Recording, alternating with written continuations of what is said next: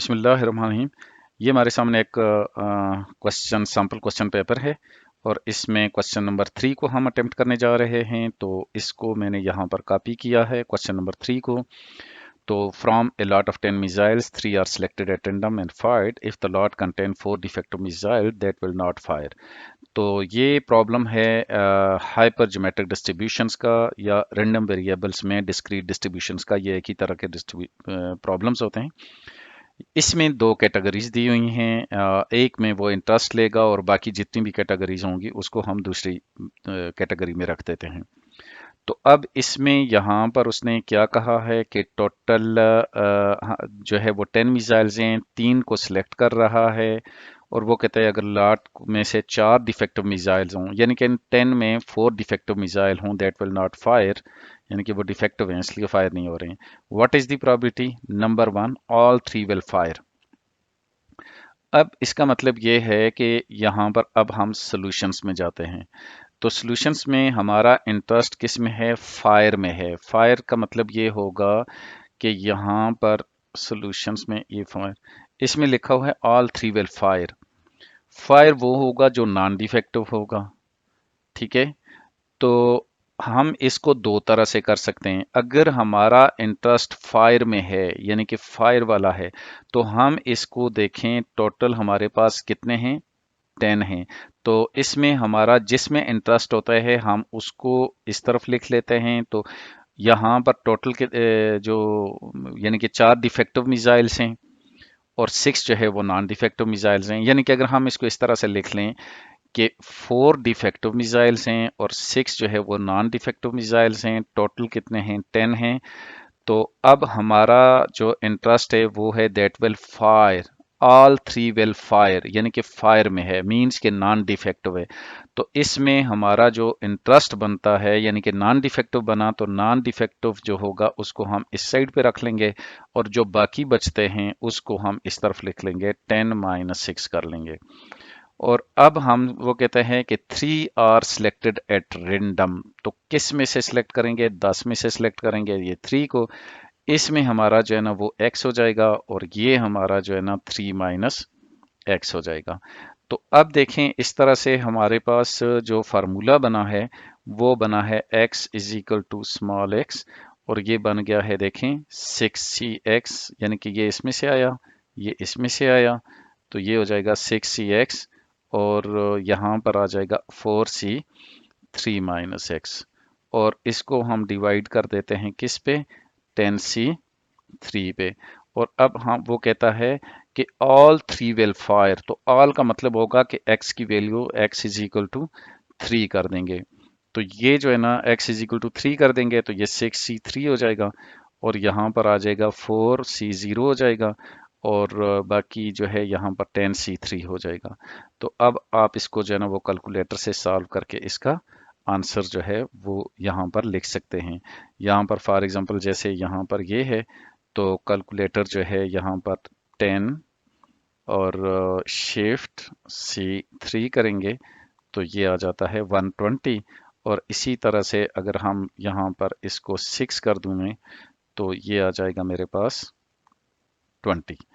तो 20/120 ये हमारी प्रॉबिलिटी आई है। अल्टरनेटिवली ये जो प्रॉब्लम 1 है, all 3 will fire, all 3 will यानी कि सारे के सारे ठीक हैं। तो सारे के सारे ठीक होने का मतलब ये है कि नो डिफेक्टिव। तो अगर नो डिफेक्टिव है तो इसका मतलब अभी हमारा इंटरेस्ट किस में आ गया है? डिफेक्टिव में आ गया। अब जब हमारा इंटरेस्ट डिफेक्टिव में आ गया है तो अब हम जो है यहाँ पर ये लिख बना लेते हैं 10 और अब हमारा इंटरेस्ट डिफेक्टिव वाला जो है ना वो 4 आ जाएगा इस तरफ और ये आ जाएगा 6 इस तरफ आ जाएगा और ये हमारे पास 3 हो जाएगा और ये हमारे पास x हो जाएगा और ये हमारे पास 3 - x हो जाएगा। तो इस तरह से बन जाएगा हमारा। देखें इसमें प्रॉब्लम ये है, इसमें हमने जो है ना फायर कहा तो हमने नॉन डिफेक्टिव को लिया, तो हमने उस तरह से लेके किया, वो ये वाली सिचुएशन बन गई। अब हम अल्टरनेटिवली इसको ये भी कह सकते हैं all 3 will fire means there is no defective. तो नो, अब हमारा इंटरेस्ट है डिफेक्टिव में, मैंने डिफेक्टिव वाला ले लिया। तो जब हम डिफेक्टिव वाला लेंगे तो हमारा बिल्कुल ये चेंज हो जाएगा, जो डिस्ट्रीब्यूशन है वो हमारा चेंज हो जाएगा। तो वो हो जाएगा 4cx हो जाएगा और यहाँ पर हो जाएगा 6c3 माइनस एक्स हो जाएगा, और उसके बाद डिवाइड कर लेंगे 10c3। अब देखें हम इसमें नो डिफेक्टिव का मतलब होता है x इज इक्वल टू 0। तो जब हमने x की वैल्यू 0 डालेंगे तो देखें वही आंसर आएगा 4c0 और 6c3 आ जाएगा, और डिवाइडेड बाई 10c3 हो जाएगा, और ये ऊपर यही आंसर आया हुआ है, देखें 20 और 120 वही आंसर है। तो ये दोनों तरीके से किया जा सकता है ये प्रॉब्लम। अब देखें at most two will not fire, not fire का मतलब ये है कि वो डिफेक्टिव है। तो अब हमारे पास यही फार्मूला हमारे पास वर्किंग करेगा, at most two will not fire, ये सेकंड पार्ट है। तो एट मोस्ट का मतलब होता है ज्यादा से ज्यादा, तो probability of x is less than or equal to 2। तो देखें टोटल हमारे पास जो है यहाँ पर एक्स की वैल्यूज कितनी जा सकती हैं, 0 1 2 3, मैक्सिमम इन दोनों में से जो कम होगा उस तक जाती हैं, 0 1 2 3। तो एक तो तरीका ये है कि आप इसकी प्रोबेबिलिटी यूं निकाल लो, एक्स की वैल्यू 0 प्लस एक्स की वैल्यू 1 प्लस एक्स की वैल्यू 2 डाल दो। लेकिन ये अगर मेरे पास ज़्यादा टाइम लेगा, मैं इस तरह से भी कर सकता हूँ, या इसको मैं ऐसे कर सकता हूँ कि x is less than or equal to 2 को मैं ऐसे कर लूँगा कि देखो मुझे यहाँ पर ये 3 पे फाइंड आउट करनी पड़ रही है, तो ये ज़्यादा टाइम लेगा बनिस्बत इसके कि ये टोटल सारी अगर मैं करूँगा तो ये मुझे 1 आती है प्रोबेबिलिटी, इसकी सारों की सम करूंगा तो वो 1 आ जाएगी प्रोबेबिलिटी, और इसमें से सिर्फ 3 की प्रोबेबिलिटी निकालूंगा। तो इसको मैं ये कर लेता हूँ 1 minus probability of x is greater than 2। तो ग्रेटर देन 2 में सिर्फ 3 आ जाएगा, तो ये मुझे जल्दी काम कर लूंगा इस तरह से। तो ये कितना हो जाएगा, एक्स इज इक्वल टू 3 हो जाएगा, एक्स इज इक्वल टू 3 आ गया। अब यहाँ पर 1 माइनस 4c3 हो जाएगा, और यहाँ पर 6c0 हो जाएगा, और डिवाइड हो जाएगा इस पे यहाँ पर कितना है 10c3। अब इसको अगर मैं सॉल्व करूं तो ये ज़रा जल्दी और आसानी से हो जाएगा। 1 माइनस, ये देखें विदाउट कैलकुलेटर 4c3 4 हो जाता है, और 10c3 ऊपर हमने किया 120 आ जाएगा, तो 120 माइनस 4, तो ये आ जाएगा 116 ओवर 120 आ जाएगा। तो ये मेरे पास आंसर आ गया है, एट मोस्ट 2। इसके बाद कहता है कि find the mean and variance of the number of defective missile, यानी किसी डिफेक्टिव मिसाइल के लिए find the mean and variance of the number of defective missile. तो अब देखें मेरे पास ये ऊपर जो डिफेक्टिव मिसाइल के लिए हमारे पास प्रोबेबिलिटी डिस्ट्रीब्यूशन तो ये बनी हुई है, ये वाली प्रोबेबिलिटी डिस्ट्रीब्यूशन ये बनी हुई है, तो इसी को मैं इस्तेमाल करूंगा, और मीन और वेरियंस जो है वो हम फाइंड आउट कर लेंगे। ठीक है, तो अब हम जो है ना थर्ड नंबर करते हैं, फाइंड मीन।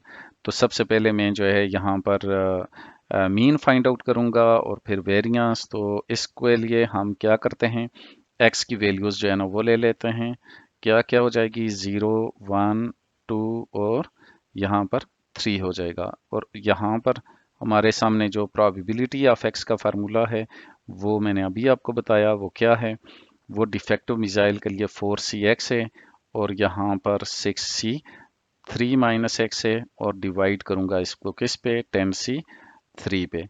तो फिर उसके बाद हम जो है ना यहाँ पर जब ये आ जाएगा तो फिर हम इसको यहाँ पर x और इसको p ऑफ x से मल्टीप्लाई कर देंगे, और दूसरा हम इसको एक्स स्क्वायर और p ऑफ x से मल्टीप्लाई कर देंगे।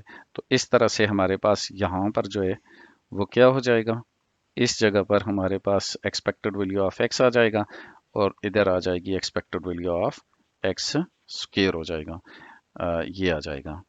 तो जब ये आ जाएगा तो ये तो एक्सपेक्टेड वैल्यू ऑफ x तो यहाँ पर निकल ही आएगा। यहाँ पर देखें sum of x into P of x, यहाँ पर हम लिख लेंगे इसके नीचे इसका आंसर, और expected value of x square के सामने ये लिख लेंगे।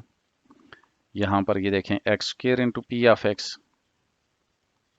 ये आ जाएगा।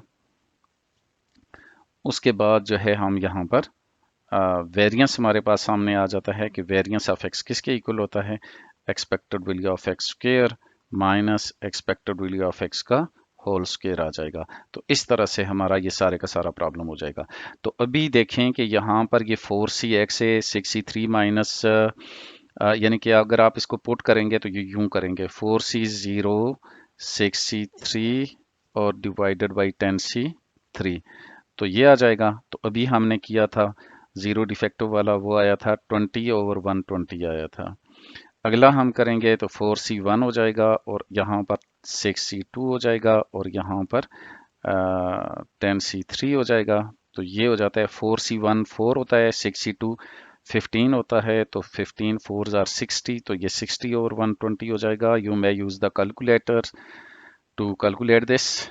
तो इसके बाद 4C2 कर लेंगे, तो 4C2 जो है ना वो 6 होता है और 6C3 हो जाएगा, सॉरी यहाँ पर 6C1 हो जाएगा क्योंकि वो कम होता जा रहा है। 6C1 हो जाएगा, तो 6C1 6 होता है और 4C2 6 होता है, तो 6 6 ये 36 हो जाएगा।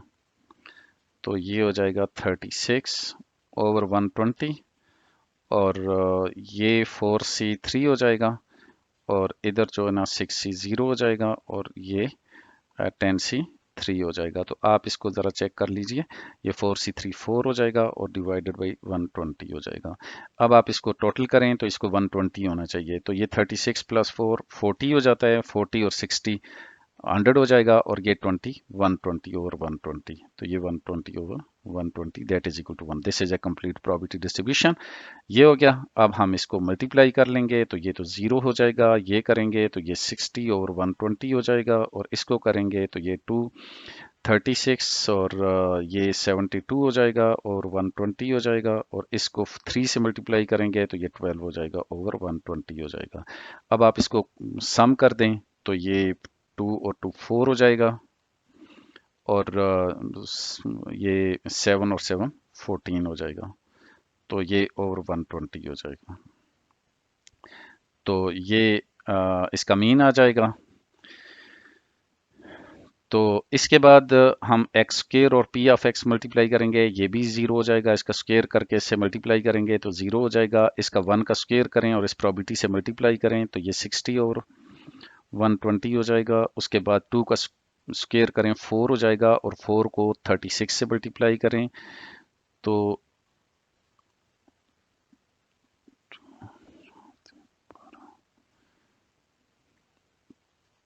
ये आ जाता है 120। यानी कि आप इसको कैलकुलेट भी कर सकते हैं कि 36 मल्टीप्लाइड बाई 2 का स्क्वेयर 4 हो जाता है, तो ये देखें 144/120 आ जाता है। इसको करेंगे 9 को 4 से करेंगे तो ये 36 आ जाएगा ओवर 120 हो जाएगा। तो अब हम इसको टोटल कर लेंगे तो देखें 144 प्लस 36 प्लस 60, तो ये आ जाएगा 240। तो यहाँ पर आ गया 240/120। तो ये देखें इसका आंसर जो है ना वो आया है 144/120। इसका आंसर आया है 240/120। तो अब हम इसको 240/120 माइनस 144/120 का स्क्वायर कर लेंगे। तो इसको अब आप सॉल्व कर लेंगे तो 120 यहाँ पर ऊपर भी मल्टीप्लाई कर दें, नीचे भी, तो फिर उसमें से माइनस कर देंगे। तो ये हो जाएगा 120 स्क्वायर कर लें, 120 का स्क्वायर कर लें, इसका एलसीएम ले लेते हैं और इसके साथ 120 मल्टीप्लाई कर देते हैं। तो ये देखें 240 इसके साथ मल्टीप्लाइड बाई 120 कर लेंगे तो ये हो जाएगा 28800 और फिर इसमें से माइनस कर देंगे 144 का स्क्वायर कर लें तो ये हो जाएगा 8064।